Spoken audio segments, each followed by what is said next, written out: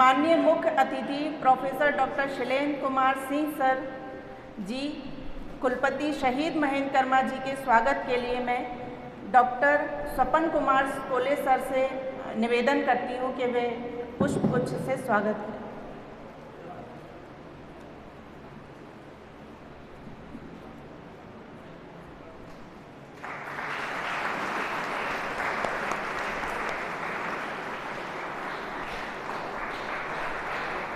माननीय कुल सचिव sir professor doctor Vinod Kumar Pathak sir, Shaheed Mahendra Karma विश्वविद्यालय जी के स्वागत के लिए मैं डॉक्टर सतीश सर एवं पुंकेश्वर सर से अनुरोध निवेदन करती हूँ कि वे आएँ और पुष्पगुच्छ से स्वागत करें।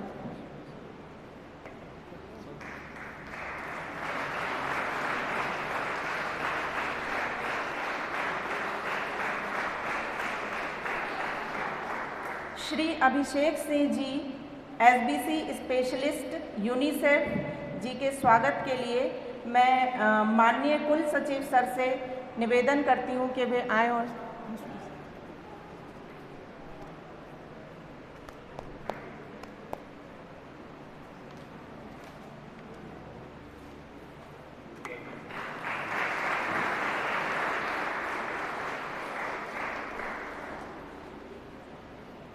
मैं professor doctor Sharad Neema sir, head forestry and biotechnology department ji के स्वागत के लिए डॉक्टर भूपेंद्र कुमार वर्मा सर से अनुरोध करती हूँ कि वो आएँ और सर का स्वागत करें।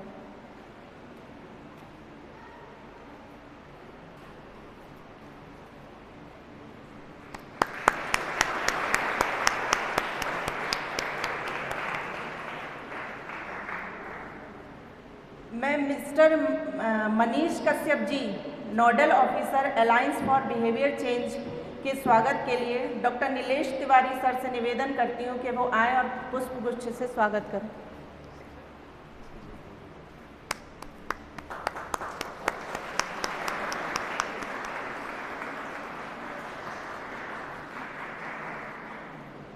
मैं doctor Vinod Kumar Soni sir, head social work and management department के स्वागत के लिए डॉक्टर अनुरोध वनोदय सर से निवेदन करती हूँ कि वो आएँ और पुष्पगुच्छ से स्वागत करें।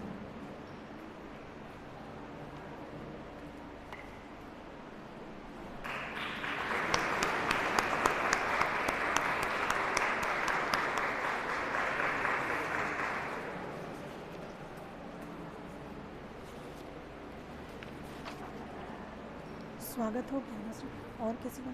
माननीय श्री चंदन कुमार। माननीय Shri Chandan Kumar ji, SBC consultant chief UNICEF जी के स्वागत के लिए मैं डॉक्टर संजीवन कुमार सर से निवेदन करती हूँ कि वे पुष्पगुच्छ से स्वागत करें।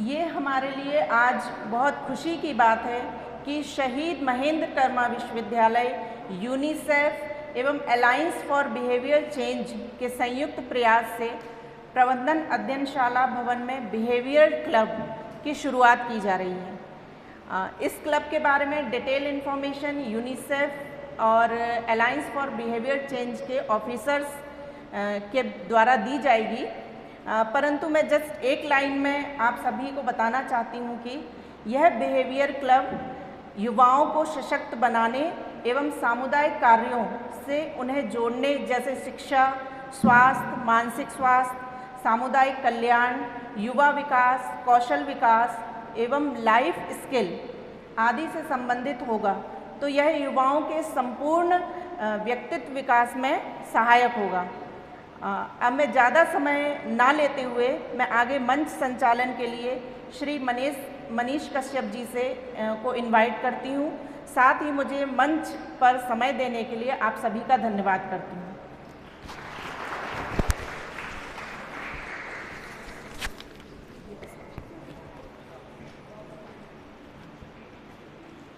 यूनिसेफ और शहीद महेंद्र कर्मा विश्वविद्यालय के इस प्रांगण में आप सभी का बहुत हार्दिक अभिनंदन है।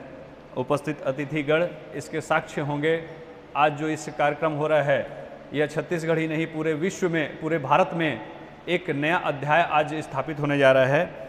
और जैसा कि आपको मैडम ने बताया है कि यह युवाओं के लिए बहुत प्रेरणादायक होगा। मैं इस कार्यक्रम की प्रस्तावना के लिए, ओपनिंग रिमार्क्स के लिए डॉक्टर विनोद सोनी जी को निवेदन करूंगा। इस कवितांश के साथ कि चूँकि हम कई दिनों से हम लोग साथ में मिलकर काम कर रहे हैं, कि आप हमेशा से हम लोग के साथ रहे हैं और सेवा कार्य आपका क्षेत्र है। सेवा है यज्ञ कुंड, समिधा सम आप जले, समिधा की तरह आप जलते हुए हम सबों के बीच उपस्थित हैं। मैं निवेदन करूंगा ऐसे डॉक्टर विनोद सोनी जी को। सर।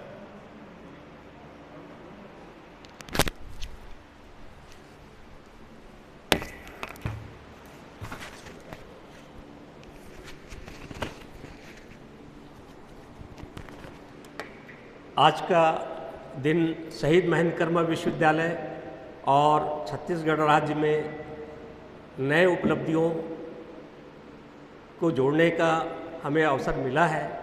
आपको यह जानकर अति प्रसन्नता होगी कि संपूर्ण छत्तीसगढ़ राज्य में शहीद महेंद्र कर्मा विश्वविद्यालय में अपने आप में ये पहला बिहेवियरल क्लब है जो यूनिसेफ के सौजन्य से कोलैबोरेशन पे प्रारंभ होने जा रही है। ये जो बिहेवियरल क्लब है, मुझे जो यूनिसेफ के एक्सपर्ट से और विशेषज्ञों से जो जानकारी मिली है 2 दिन के इंटरेक्शन पे, ये अपनी तरह का देश में पहला बिहेवियरल क्लब है। तो please big hand for our UNICEF experts. आज के इस कार्यक्रम में माननीय कुलपति महोदय, माननीय प्रोफेसर शैलेंद्र कुमार सिंह जी का हमें शुरू से कुशल मार्गदर्शन प्राप्त होता रहा है और एक प्रेरक की तरह एक कुशल मार्गदर्शक और डायनेमिक पर्सनालिटी के रूप में हमें ये सौभाग्य है कि माननीय कुलपति महोदय जी के सानिध्य में नित्य दिन नए अकादमिक विकास इस क्षेत्र में छत्तीसगढ़ राज्य में होते जा रहे हैं। मैं माननीय विशिष्ट अतिथि माननीय जॉब जकारिया जी का भी मैं पुनः विश्वविद्यालय परिवार की ओर से समस्त छात्र छात्राओं की ओर से स्वागत अभिनंदन करता हूं। आज के इस यूनिसेफ द्वारा इनॉग्रल जो प्रोग्राम रखा गया है, ये निश्चित रूप से विश्वविद्यालय में हमारे विश्वविद्यालय की उपलब्धि के रूप में भी जाना जाएगा और यहाँ पर अध्ययनरत यूनिवर्सिटी स्टूडेंट्स के संपूर्ण शैक्षणिक विकास, अनुसंधान संबंधी विकास और एक नई युवाओं में नई सोच और जो सोशल प्रॉब्लम्स हैं अलग अलग सोसाइटी में, उनको सॉर्ट आउट करने में, उनको मिनिमाइज करने में सहायता मिलेगी। आपको यह जानकर और भी प्रसन्नता होगी। वैसे तो डिटेल जानकारी हमारे रिस्पेक्टेड मनीष तोमर जी देंगे, चंदन कुमार जी हैं, आप लोग को विस्तृत रूप से जानकारी देंगे।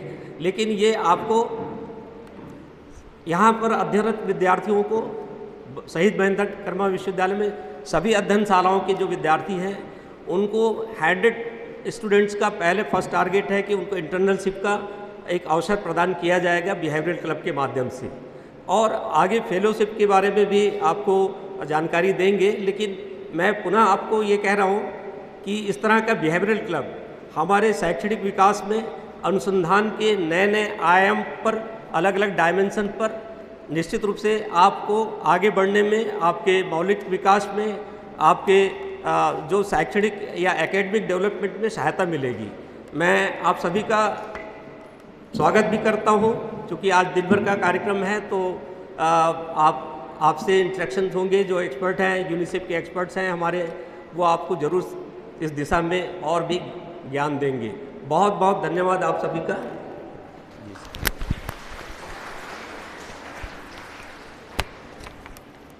बहुत बहुत धन्यवाद। और आपने बहुत ही कम शब्दों में हमारे युवा साथियों को ये बताने का पूरा प्रयास किया कि हम कैसे इसको आगे लेकर चलेंगे। आज हम जिस परिसर में बैठकर और ये सारे चीज़ को गढ़ रहे हैं और नई सोच के साथ आगे बढ़ने की कोशिश कर रहे हैं, हम सभी के बीच और ऐसे युग दृष्टा हमारे बीच उपस्थित हैं।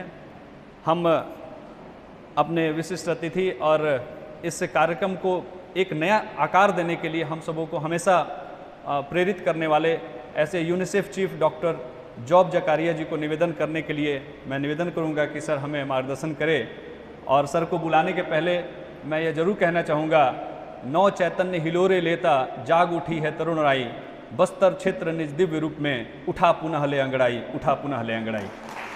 Shri Job Zachariah sir.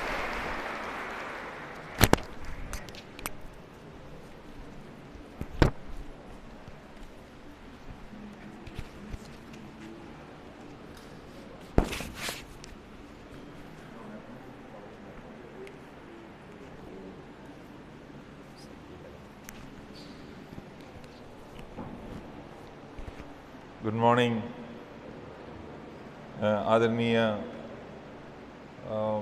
Vice chancellor साहब, academic staff, my colleagues and friends. It's always a great pleasure to interact with you and also to meet young people. आप लोग यूनिसेफ के लोगो देखा होगा, इधर भी है। सो उसमें वो लोगों में एक बच्चा और एक माँ की तस्वीर है। कारण ये है, यूनिसेफ बच्चों के लिए और महिलाओं के लिए काम करते हैं। तो आप ये पूछ सकते हैं कि युवाओं के साथ यूनिसेफ का काम क्या है, यूनिसेफ युवाओं के साथ क्यों काम करते हैं। इसका दो कारण हैं। पहला ये है, अगर हमें सस्टेनेबल डेवलपमेंट गोल प्राप्त करना है तो युवाओं का समर्थन चाहिए। दूसरा, अगर हमें बदलाव चाहिए, परिवार और समाज में बदलाव लाना चाहता है तो युवाओं का समर्थन चाहिए। ये दो कारणों से हम पिछले 10 साल में युवाओं के साथ काम करते हैं। यूनिसेफ का मानना यह है कि युवा समस्याओं का स्रोत नहीं है, लेकिन समस्याओं को समाधान करने के लिए एक संसाधन है। छत्तीसगढ़ में आज 1 लाख युवाओं के साथ यूनिसेफ काम करता है। 1 लाख। इसमें ब्लू ब्रिगेड एनएसएस के साथ 35,000 ब्लू ब्रिगेड है। पता नहीं है इस यूनिवर्सिटी में अब है 35,000 बच्चे 2 साल से यूनिसेफ के साथ, एनएसएस के साथ ब्लू ब्रिगेड में काम करता है। इसी तरह स्काउट्स एंड गाइड्स के साथ 50,000 युवाओं के साथ तारुण्य वार्ता एक कार्यक्रम में काम करते हैं। और इस जिला में 5,000 से ज़्यादा युवोदय वॉलंटियर्स के साथ हम काम करते हैं। युवोदय वॉलंटियर्स इधर शामिल है। और इसी तरह 1,000 युवाओं के साथ हम जशपुर में एक जय हो कार्यक्रम है, उधर काम करते हैं। बीजापुर में एक दूसरा कार्यक्रम है, बीजा दूतीर कार्यक्रम है। और एक दूसरा सीख कार्यक्रम है, उधर 14,000 युवा कार्यकर्ता हैं। सो इसीलिए हम 1 लाख, इतना ही महत्वपूर्ण है युवाओं के साथ काम करना, इसीलिए काम कर रहे हैं। आप जानते हैं यूनिसेफ का बहुत सारे एम्बेसडर है। जैसे अमिताभ बच्चन यूनिसेफ के एम्बेसडर है। और क्या किसी के बारे में सुना है अमिताभ बच्चन के अलावा? आमिर खान है, सचिन तेंदुलकर है, और प्रियंका चोपड़ा है। और हमारा राज्य में छत्तीसगढ़ में से एक यूनिसेफ एम्बेसडर है, जानते हैं? अनुज शर्मा यूनिसेफ के एम्बेसडर है। लेकिन ये हम मानते हैं कि आप तो सेलिब्रिटी नहीं है, लेकिन हम चाहते हैं कि आप यूनिसेफ के एम्बेसडर बने, क्योंकि आप अपने परिवार और समाज में परिवर्तन ला सकता है। अमिताभ बच्चन टीवी के द्वारा या मीडिया के द्वारा परिवर्तन कर सकता है, लेकिन आप अपने direct contact face to face में आप हमें आपका घर और समाज में परिवर्तन कर सकता है। इसीलिए यूनिसेफ युवाओं के साथ काम करते हैं। आज हम एक, ये जो वर्ड थोड़ा रिपीटिटिव हुआ है, हिस्टोरिकल, लेकिन ये सही है।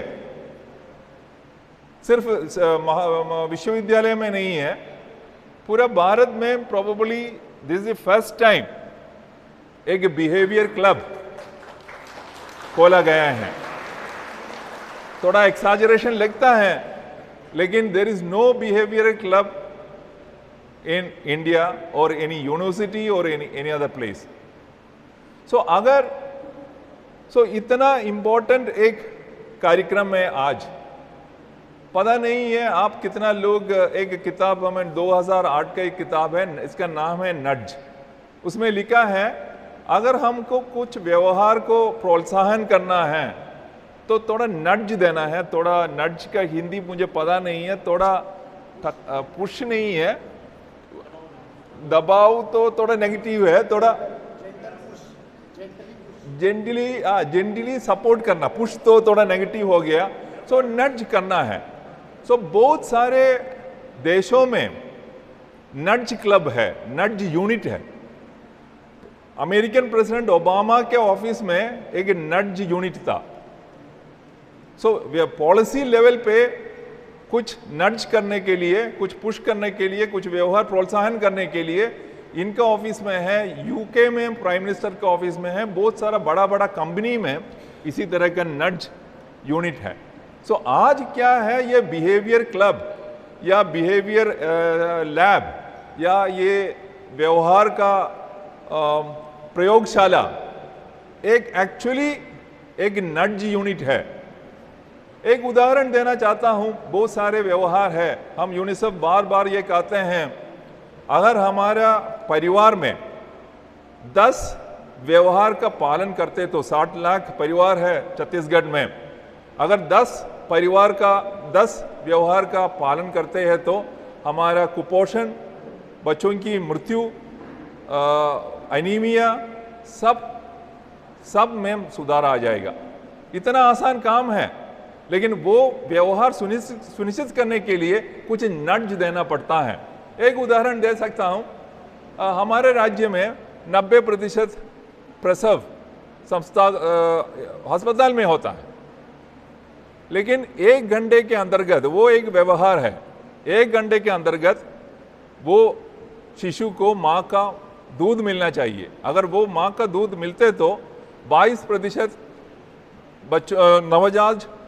नवजात शिशु मृत्यु रोका जा सकता है, लेकिन 90% जन्म होता है, प्रसव होता है, लेकिन सिर्फ 40% बच्चों को 1 घंटे के अंतर्गत माँ का दूध मिलता है।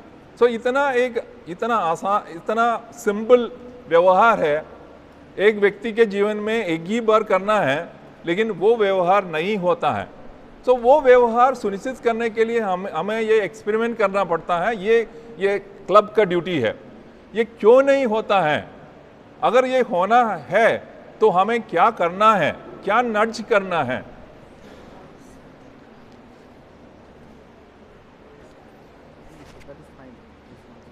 सो ये it's not working, it's okay.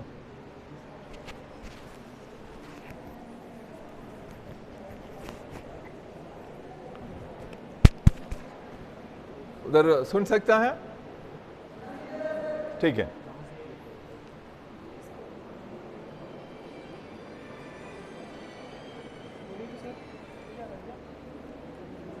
ठीक है, हाँ अभी ठीक हो गया। सो ये बिहेवियर क्लब का उद्देश्य क्या है कि बिहेवियर क्लब अलग अलग नाम दे सकता है, behaviour lab, behaviour club, behaviour प्रयोगशाला, बिहेवियर नड्ज यूनिट, जो भी नाम है। आपका काम, ये जो यूनिट का काम है, हमारा एक्सपेक्टेशन बहुत हाई है ये व्यवहार सुनिश्चित करने के लिए। अभी तो सामाजिक स्तर पर हमारा घर में वो सी व्यवहार का सुनिश्चित करने के लिए क्या नड्ज करना है, इसलिए इसके लिए आपको बहुत सारे एक्सपेरिमेंट्स करना पड़ेगा।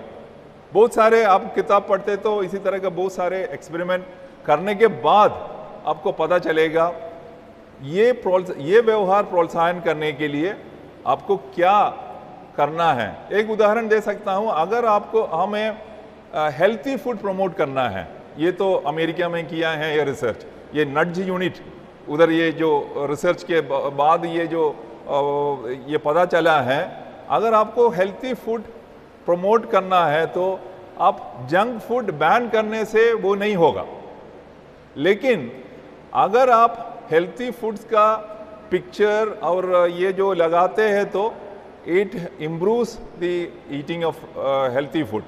सो इसी तरह का एक्सपेरिमेंट छोटा एक्सपेरिमेंट है, ये छोटा एक्सपेरिमेंट ये लैब में करता है। So this again congratulations to the university for this, ये जो अभिनव और नया कार्यक्रम है, it has we have got lot of expectations, UNICEF is behind it and all the best for this one। हम यूनिसेफ बार बार कहते हैं व्यवहार एक जादू की गोली है, अगर व्यवहार परिवर्तन है then it can lead to not only the reduction in the death of children and the malnutrition, it also leads to the development of a country। But then how do we ensure that parivartan? That is the biggest issue and that is what this club will be doing। All the best to this club। One day after 20 years probably we will celebrate the achievements। Thank you so much।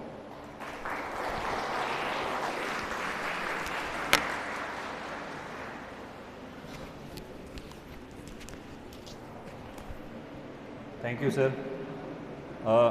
आपने युवाओं को संबोधित करते हुए बहुत सारे ऐसे tips भी दिए कि हम सिर्फ यहाँ दर्शक ही नहीं रहें और हम जब अब नेतृत्वकर्ता के रूप में उभरेंगे तो हम भी एक ग्लैमर की दुनिया में जाएंगे और हमसे लोग सीखेंगे।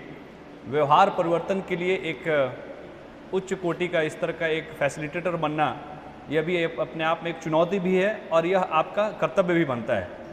मुझे याद है सर ने एक फंक्शन में कहा था कि आज से 100 वर्षों के बाद जब इतिहास पढ़ा जाएगा तो उस समय सब लोग पूछेंगे कि आज से 100 साल की पहले की जो पीढ़ी थी उस युवा ने क्या किया। तो आज जो हम लोग करने वाले हैं, 100 वर्षों के बाद जब इतिहास लिखी जाएगी तो इस विश्वविद्यालय के बच्चों का नाम भी इतिहास में लिखा जाएगा। यह आज का दिन इसका भी एक साक्ष्य होगा। मैं अभी इस महेंद्र कर्मा विश्वविद्यालय के हम सबों के अभिभावक, भविष्य दृष्टा, युग दृष्टा और हम सबों को इस कार्यक्रम के लिए प्रेरित करने वाले इस विश्वविद्यालय के कुलपति माननीय डॉक्टर प्रोफेसर शैलेंद्र कुमार सिंह जी को निवेदन करूंगा कि हमें आशीर्वचन दे। और मुझे याद है कि सर ने जब हम लोगों को पहली बार संबोधित किया था तो आप हमेशा चिंतित रहते हैं, इसलिए मैं इस कवितांश के साथ जरूर कहना पसंद करूंगा कि निर्माणों के पावन युग में हम चरित्र निर्माण न भूलें, भौतिकता की आंधी में भी हम नूतन अनुसंधान न भूलें। तो इस नूतन अनुसंधान के लिए हम लोगों को प्रेरित करने वाले ऐसे डॉक्टर प्रोफेसर शैलेंद्र कुमार सिंह जी।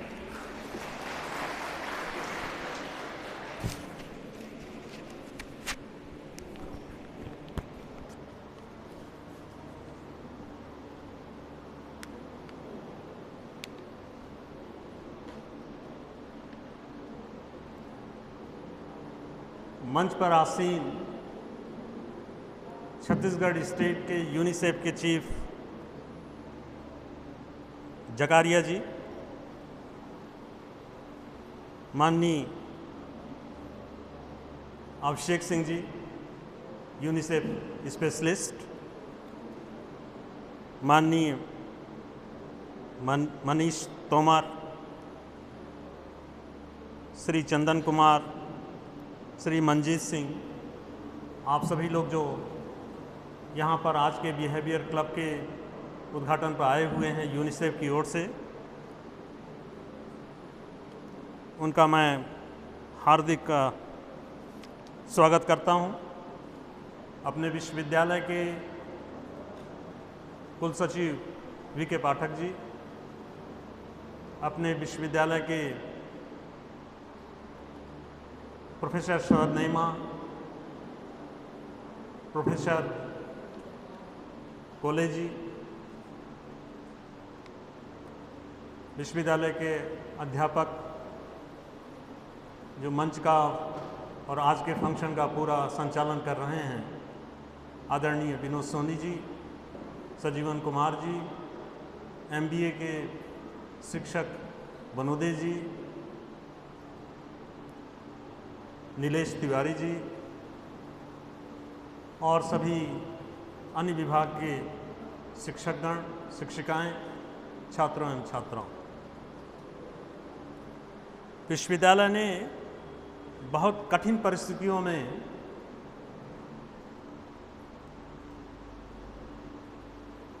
जगदलपुर एरिया में, बस्तर में एक अच्छे विश्वविद्यालय की कल्पना की थी। मेरी कल्पना हमेशा शाश्वत रहेगी, आपको याद दिलाती रहेगी, क्योंकि आज का जो बिहेवियर क्लब बन रहा है वो बिहेवियर क्लब, जैसा कि जकारिया जी ने बताया कि आपके भारत में अपने तरह का प्रथम है, वो हमेशा आपको याद दिलाएगा कि हम हमेशा प्रयास करेंगे कि छत्तीसगढ़ में शहीद महेंद्र कर्मा विश्वविद्यालय एक आइडियल विश्वविद्यालय के रूप में डेवलप हो। हम इसकी ओर प्रयास करने के लिए अपने कदम बढ़ा चुके हैं। हम जकारिया जी को बताना चाहेंगे, हमने 100 सीटर का गर्ल्स हॉस्टल बनवा लिया है, जिसमें कि बाहर से आने वाली जो बालिकाएं हैं उनकी रहने की व्यवस्था हो सके। हमारा एक बॉयज़ हॉस्टल 100 सीटर का अपने अंतिम पड़ाव पर है, वो जल्दी बन करके हमें हैंडओवर हो जाएगा। दूसरा 100 सीटर का बॉयज़ हॉस्टल का भूमि पूजन होना है। हमने एक ट्रांजिट हॉस्टल 21 BHK का बनाया हुआ है, जिसमें एक कॉफ़ी हाउस की भी व्यवस्था हमने करके रखी है। इसके अलावा आप जिस ऑडिटोरियम में बैठे हुए हैं, इसके अलावा बीएड में भी इसी तरह का एक ऑडिटोरियम हमने बना के रखा हुआ है। और MCA में चूँकि कुछ ज़मीन की अड़चन के कारण ऑडिटोरियम हम नहीं बना पाए, तो उनका आउटडोर ऑडिटोरियम हमने बना के रखा हुआ है। हमने वो कल्पना कर दी है। कमरे तो इतने बड़े बना दिए हैं कि हमारे छात्र छात्राएं और शिक्षक जब यहाँ पर आते हैं तो उनका कहना है कि सर बहुत बड़ी जगह आपने भेज दिया है। हर कमरा 100 सीटर का है।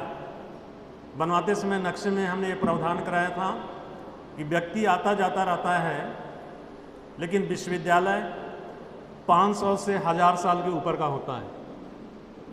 एक बार अगर हमने गलती की तो वो गलती हमेशा बनी रहेगी। वो गलती हमने नहीं की है। इनको अब सजाने का काम अनवरत प्रयास के जरिए किया जाता रहेगा। लेकिन इतने प्रयास करने के बाद हमें लगा कि अब हमें एक ट्राइबल यूनिवर्सिटी की ओर बढ़ना चाहिए, क्योंकि यहाँ की कम्युनिटी का 69% कम्युनिटी ट्राइबल से बिलोंग करता है।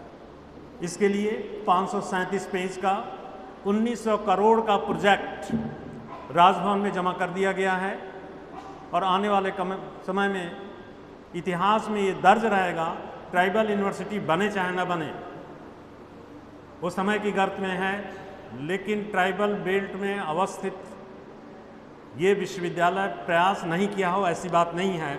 हमने समय से प्रयास कर दिया है और न्यू एजुकेशन पॉलिसी के अनुसार प्रयास किया है। मैं पूरा आशा रखता हूँ कि ऑलरेडी ये विश्वविद्यालय ट्राइबल यूनिवर्सिटी के रूप में जो प्रपोज में दिया गया है, निश्चित रूप से आज नहीं तो कल पल्लवित और पुष्पित होगा और हमारे ट्राइबल बेल्ट के बच्चों को आगे बढ़ने का मौका मिलेगा। एजुकेशन एक नई ऊंचाइयों को ले जाएगा। ऐसे विश्वविद्यालय के इस ऑडिटोरियम में, स्वामी आत्मानंद जी के ऑडिटोरियम में आज हमने एक इतिहास रच दिया है बिहेवियर क्लब बना करके। इस बिहेवियर क्लब के लिए हम विश्वविद्यालय की ओर से केवल एक कमरा आपको हॉल उस रूप में नहीं दे रहे हैं, बल्कि आपको हमारी ओर से अनुरोध है कि अगर और भी कुछ चेंजेस करना चाहते हैं तो उसके लिए आपको ऑफिस बनाने के लिए भी कमरा ये विश्वविद्यालय आपको देगा। क्यों देगा, ये भी मैं आपके सामने रखना चाहता हूं कि सेकेंड वर्ल्ड वॉर के बाद अगर 1943 में पोलैंड के साइंटिस्ट के द्वारा यूनिसेफ का निर्माण अगर किया जाता है और जिस नट्स की आपने बात की, उस नट्स के कारण ही आज 198 कंट्रीज इसके सदस्य हैं। प्रयास होना चाहिए। कौन कहता है कि आसमान में छेद नहीं हो सकता? दोस्तों, तबीयत से उछाल करके पत्थर देखो तो यारो। अब रास्ते पर कदम रखिए, कारवां बनता चलेगा।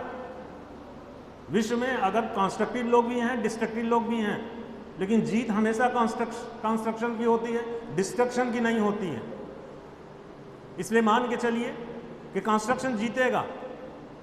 सेकेंड वर्ल्ड वॉर के बाद पोलैंड के लुडविग ने अगर ये काम किया है तो आज आप चूंकि युवा हैं, बुद्धिजीवी हैं और देश की 136 करोड़ की जनसंख्या में युवाओं की संख्या मोर देन 69%, 70% है। ये कल के भविष्य हैं। इसलिए आपको सोचना पड़ेगा कि आज भी उसी पोलैंड के बगल में यूक्रेन और रसिया के बीच में युद्ध हो रहा है। दोनों बर्बाद होंगे, लेकिन बर्बादी के लिए ईश्वर ने इस संसार को नहीं बनाया है। ईश्वर ने जब इस संसार को बनाया तो यहां पर आपको बिना कपड़े के भेजा। आपको लगता है कि आपके पास कुछ नहीं है, आपके शरीर पर जो एक छोटा सा कंप्यूटर लगा हुआ है, यही आभूषण है जिस आभूषण को लेकर के उसने यहाँ पर भेजा, जिसके बल पर उसने कहा कि इतना बड़ा निर्माण हमने कर दिया। पहले इसके ऊपर आश्चर्यचकित हो कि ऐसे पेड़ पौधे, नदी और सब चीज़ों की व्यवस्था मैंने की, लेकिन इस पर आश्चर्यचकित ना हो, क्योंकि इससे ज़्यादा भी करने की शक्ति इस छोटे से कंप्यूटर के द्वारा मैंने तुमको दे दिया है। अब तुम्हारे ऊपर है कि इसको कंस्ट्रक्शन में लगाओगे कि डिस्ट्रक्शन में लगाओगे। भारत देश आध्यात्मिक देश रहा है। गुरुकुल की शिक्षा बहुत पहले से यहाँ पर रही है। 2000 साल पहले मैं पढ़ रहा था कि यहाँ पर जितने भी गांव थे उसमें 700 यूनिवर्सिटी थे, और आज के डेट में आपके पास 950 से ज़्यादा यूनिवर्सिटी है। आप इमेजिन करिए कि किस रूप में ये देश डेवलप था। नालंदा को जब जलाया गया था तो 3 महीने तक उसकी लाइब्रेरी जलती रही। ये सोने का देश कहा जाता था, सोने की चिड़िया कहा जाता था। सोने की चिड़िया नहीं, हमारे देश से लोगों ने सोना नहीं चुराया है। हमारे देश से नालंदा और तक्षशिला से जो अखंड भारत था, उससे ज्ञान को चुरा करके ले गए हैं, और उस ज्ञान के बल पर हमें एलोपैथी का दवा देने की कोशिश करते हैं, जबकि आयुर्वेदिक के रूप में हम बहुत समृद्ध थे और आज भी हैं। कोरोना काल में आयुर्वेदिक की बात आपकी भारत सरकार ने भी की है। आप इस बात को समझें। 700 के ऊपर जो यूनिवर्सिटीज़ थे, उस यूनिवर्सिटीज़ में आज जैसे गेस्ट फैकल्टी या दूसरे लोग पढ़ाते हैं, उनकी व्यवस्था इससे भी आगे थी। बड़े क्लास का लड़का नीचे के क्लास का टीचर हुआ करता था। होना भी चाहिए। अगर अच्छे क्लास में अगर स्टूडेंट हैं, अगर 10वीं का पास का लड़का क्या क्लास 1 या 2 को नहीं पढ़ा सकता है? पढ़ा सकता है।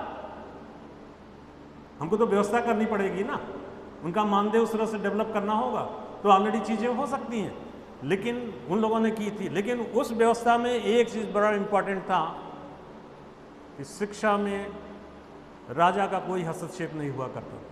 आप इस बात को समझें। जो लोग पढ़ाते थे बहुत ईमानदार हुआ करते थे। यूनिसेफ कर क्या रहा है? इस संसार में आने के बाद मानव के रूप में हमारी पहली ड्यूटी मानव का कल्याण है। इसको बांटिए मत, इसमें जातियों में और धर्म में मत बांटिए। कोई भी आदमी रोता है तो अपनी जाति के अनुसार नहीं रोता है, कोई आदमी हंसता है तो जाति के अनुसार नहीं हंसता है, किसी आदमी को सुख और दुख होता है तो वो किसी जाति और धर्म के अनुसार नहीं होता है। हमारा पहला उद्देश्य जो ईश्वर ने हमें दिया है कि मानव का कल्याण करना चाहिए, और उसमें पहला उद्देश्य जिसको कि ऑलरेडी यूनिसेफ ने पकड़ा है कि हमें बच्चों का विकास करना चाहिए। बच्चा जब इस संसार में आता है, रॉ मटेरियल है, वो बिल्कुल रॉ मटेरियल है। उसको जैसा संस्कार देंगे, जैसी गणित पढ़ाएंगे, जैसा साइंस पढ़ाएंगे, वो सीखने को वो तत्पर होता है और उसी के अनुसार वो हेल्प करता है। हमको उसको जागृत करना है हमारे देश में। हमें बड़े खुशी की बात है, जैसा कि जकारिया साहब ने बताया कि 1 लाख से ज़्यादा आपके पास युवा का संग्रह है। एनएसएस भी उसमें इन्वॉल्व है, युवा क्लब भी इन्वॉल्व है। हम अपने यहाँ पर इसको आज जागृत करने में सफल हो गए हैं। इस बिहेवियर क्लब के जरिए जिस तरह से आप चाहें आप विश्वविद्यालय का यूज़ कर सकते हैं, क्योंकि आप मानव कल्याण का काम कर रहे हैं।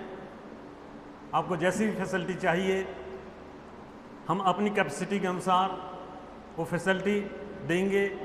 आपने जो बिहेवियर क्लब बनाया है कंप्यूटराइज करेंगे, दूसरी चीज़ें भी करेंगे आप, तो उसके ज़रिए पूरी इन्फॉर्मेशन आपके टेबल पर आ जाएगी।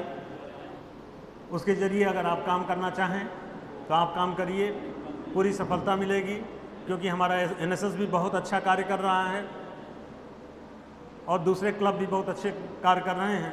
और आज के डेट में इस ऑडिटोरियम और इसके मिलने के बाद हम आपको बताएं कि हम जिस यूनिवर्सिटी से आए हैं वो यूनिवर्सिटी भिक्षाटन पर ही बनी हुई है। तो अगर इस यूनिवर्सिटी के डेवलपमेंट करने के लिए हमें किसी तरह की भिक्षा कलेक्टर से या किसी से मांगना होगा तो उसको मांगने के लिए आगे बढ़ेंगे। अभी कुछ दिन पहले हमने उनसे रिक्वेस्ट किया है कि हमें एक शॉर्टकट रास्ता इधर से दे दिया जाए, जो शायद बहुत जल्दी हमको मिलने ही वाला है। इन सभी बिल्डिंग्स तक आने में आपको आसानी हो जाएगी। आने वाले समय में बहुत से कोर्स पाइपलाइन में हैं, वो भी आज नहीं तो कल फुलफिल हो जाएंगे। बड़े खुशी की बात है कि ये ऑर्गेनाइजेशन एमबीए के लोग कर रहे हैं, क्योंकि ह्यूमन रिसोर्स डेवलपमेंट एमबीए में ही आता है। उनको आगे बढ़ना चाहिए और हमको एमबीए को आगे बढ़ाते समय केवल एमबीए के ट्रेडिशनल कोर्सेज को ही लेकर के नहीं चलना है, बल्कि हमें जॉब ओरिएंटेड और इससे रिलेटेड जो मिनिस्ट्रीज़ हैं उनसे पैसा लेकर के और भी डेवलपमेंट करने की कोशिश हमें करनी है। मेरा अपना एम है कि जितने भी टीचर्स हैं, जितने भी स्टूडेंट्स हैं, उनके लिए आने वाले समय में किसी भी तरह का कंप्यूटर का प्रॉब्लम नहीं होना चाहिए, क्योंकि डिजिटल नॉलेज जो है, एरा का नॉलेज है, ये सभी के पास होना चाहिए। इसलिए आने वाले समय में हम शायद 60-70 कंप्यूटर और ला रहे हैं, जिससे कि एमसीए का एक कंप्यूटर लैब सुसज्जित करने जा रहे हैं और सभी टीचर्स को भी हम कंप्यूटर की व्यवस्था करने जा रहे हैं। मेरे ख्याल से मेरे इस बातों से आप इस बात को समझ गए होंगे कि विश्वविद्यालय क्या करना चाहता है। अंत में मैं 2-3 बात कहना चाहूँगा, क्योंकि आपकी यूनिसेफ में भी है स्वामी विवेकानंद का कि उठो जागो और अपने लक्ष्य को प्राप्त करो। इस नारा का कठोर उपनिषद का है, उन्होंने भी लेकर के रखा हुआ है। मित्रों, शिकागो से आने के बाद पहली बार जब भारत की भूमि को विवेकानंद ने चूमा था, तो उनके दिमाग में ये बात आई थी कि इस देश को बदलना है, पूरे विश्व को बदलना है, तो हमें यहाँ के युवा शक्ति को जागृत करना पड़ेगा। इसलिए उन्होंने कहा कि आप लक्ष्य को निर्धारित कर लो और उसको प्राप्त करने के लिए आप आगे बढ़ो। क्योंकि मित्रों, एक बात को समझो, जो हमने शुरू में आपको बताया है कि आपकी पैदाइश बिना किसी एरर के, अगर बिना वस्त्र के होती है, तो आपको शुक्रगुजार होना चाहिए कि सक्षम रूप में ईश्वर ने इस धरती पर आपको भेजा। लेकिन उसने एक संदेश दिया हुआ है आपको कि आपकी यात्रा 80 या 90 साल की जो होगी, वो अंत में केवल एक कफन ही मिलेगा, उसके अलावा कुछ नहीं मिल सकता है आपको। इस यात्रा को आप इतना सुगंधित और इस तरह का बनाएं कि आने वाले कल में लोग आपको याद करें। याद ये नहीं करें कि आपने इतने अच्छे काम किए, आपने ये रास्ते बताए हैं, इस रास्ते पर बढ़ने से राष्ट्र का विकास होगा और विश्व का विकास होगा। लास्ट में मैं ये कहना चाहूँगा कि एक गांव में नानक साहब गए, वहाँ पर उपदेश दिया, बड़ा नटोरियस गांव था। बाद में चलने लगे तो उस गांव के लोगों ने कहा कि आपका हमारे लिए क्या संदेश है, तो उन्होंने कहा कि आप आबाद रहें। दूसरे गांव में गए, वहाँ बड़े सज्जन लोग रहते थे। उनके उपदेश के बाद वहाँ के लोगों ने चलते समय कहा कि अंतिम आप अपना संदेश दें। उन्होंने कहा कि आप उजड़ जाएं। उनके साथ चलने वाले लोगों ने कहा कि हमारे समझ में नहीं आता है कि एक को आबाद रहने के लिए कह रहे हैं और एक को उजड़ जाने के लिए कह रहे हैं। जो नटोरियस हैं उनको आप आबाद रहने के लिए कह रहे हैं और जो लोग ऑलरेडी सज्जन हैं उनको उजड़ने के लिए कह रहे हैं। उनका कहना था कि देखो ऐसा है, ये नटोरियस फेलो हैं, अगर ये उजड़ जाएंगे तो बहुत दूर तक फैल जाएंगे और डिस्ट्रक्शन बहुत ज़्यादा करेंगे, इसलिए जहाँ पर हैं वहीं बने रहें तो ज़्यादा बेटर है। और ये सज्जन लोग हैं, ये जितना उजड़ जाएंगे, जहाँ जहाँ जाएंगे वो वहाँ का कल्याण करेंगे। बनारस हिंदू यूनिवर्सिटी का एक उजड़ा हुआ व्यक्ति मैं भी हूँ।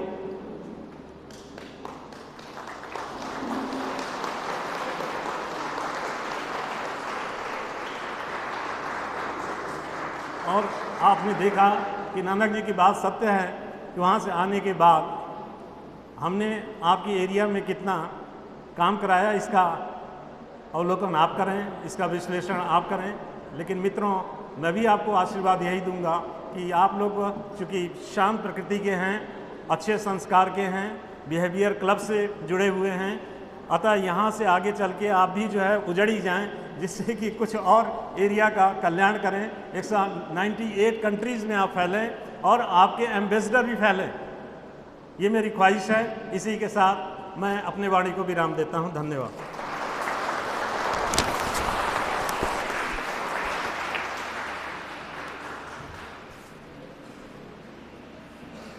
आपका आशीर्वचन सभी बच्चों पर पड़े, ऐसी माँ दंतेश्वरी से कृपा है। आपने उत्तिष्ठ भारत से उत्तिष्ठ बस्तर की तरफ जो एक संदेश देने की कोशिश की है, हमें पूरा विश्वास है कि पीछे तक बैठे हुए सभी युवा साथी इसको एक आशीर्वचन के रूप में लेते हुए और आगे बढ़ेंगे। आगे इस कार्यक्रम में सभी विद्यार्थी यहीं बैठे रहेंगे। विद्यार्थी में से पीछे से एक लाइन के बच्चे साथ में निकलेंगे। सभी डिग्निटरीज से मेरा निवेदन है, सभी फैकल्टी से निवेदन है कि बिहेवियर लैब का इनॉग्रेशन करेंगे। इनॉग्रेशन के बाद से फिर यहीं पे आना है, प्लीज़।